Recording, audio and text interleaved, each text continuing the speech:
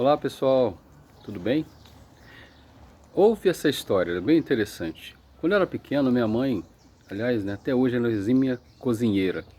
E quando ela era pequena, ela fazia umas comidas maravilhosas, assim. E era muito legal, eu estava em casa, aí de repente brincando no quintal, eu ficava ouvindo aquele tch. E isso era exatamente o barulho da panela de pressão, que até hoje fica na minha cabeça. Eu amo esse barulho. E eu corria lá na cozinha e perguntava: mãe, tá pronto, tá pronto? Ela falava: não tá pronto não, vai brincar. Aí eu perguntava: mas o que vai ter para almoço hoje? Aí às vezes era um dos meus pratos favoritos, né? Feijão, arroz, bife e batata frita com salada de tomate. Nossa, aquilo para mim a boca enchia d'água, eu ficava apaixonado, louco para poder comer. E perguntava: vai demorar? Vai demorar? Ela falava: não, vai demorar sim, mas vai brincar, vai distrair um pouquinho lá, que daqui a pouco chega, fica pronto.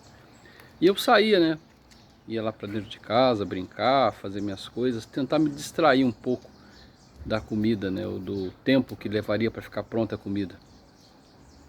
Nisso a gente pode entender duas coisas muito interessantes, porque quando eu voltava, que estava pronto, era o melhor bife, aquele feijão que parecia um creme, aquele arroz soltinho, bife suculento, todas aquelas coisas gostosas, né? Aquela batata frita crocante que mamãe fazia, que faz até hoje, que de vez em quando até vai lá na casa dela para poder comer, roubar essa iguaria, essa especialidade dela.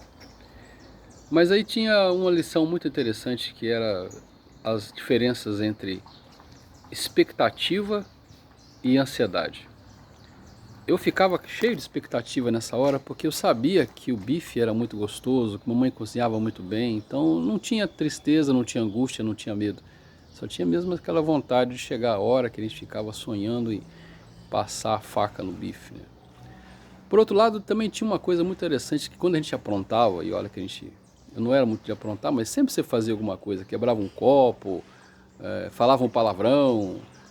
Aí ela falava assim: quando seu pai chegar, eu vou contar pra ele. Nossa senhora, aí era complicado, porque meu pai era bravo, o pai era da pá virada, correia, cantava quando te aprontava, né? Mas o que tinha nessa hora? Tinha uma ansiedade, né? Porque às vezes ele chegava tão cansado em casa que, coitado, ele não tinha muito ânimo para poder brigar com o filho, né? E ouvir os resmungos da minha mãe. Mas eu ficava ansioso, porque eu não sabia, né, se ele ia me bater, se ele ia só xingar. E às vezes até ele deixava pro dia seguinte, né? Porque aquele dia ele estava meio cansado, no outro dia que ele ia tomar conta da situação. Mas aí, graças a Deus, já estava mais aplainado o nervo e ele acabava não brigando tanto com a gente. O que é a diferença então, né? A ansiedade tem medo no meio. A expectativa tem outra coisa, tem prazer, tem vontade de chegar, né? A gente hoje precisa estar muito atento para isso, para poder definir se a gente anda com mais expectativa ou com mais ansiedade. O que anda regendo nossas vidas, né? E a partir do momento que você consegue identificar isso dentro da sua história, você vai ver que grande parte das coisas parte de uma escolha que você vai fazer. Vai viver mais em expectativa pelo monte de coisas boas que tem para acontecer. E olha que tem coisa boa para acontecer e todo mundo tem. Ou vai ficar ansioso pelas coisas que você nem sabe que podem acontecer ou não, né? Então daí a gente tira uma lição muito interessante. Eu penso muitas das vezes que quando você bota na balança e avalia, né, qual é o volume de coisas que você tem ansiedade por elas e qual é o volume de coisas que você tem expectativa por elas.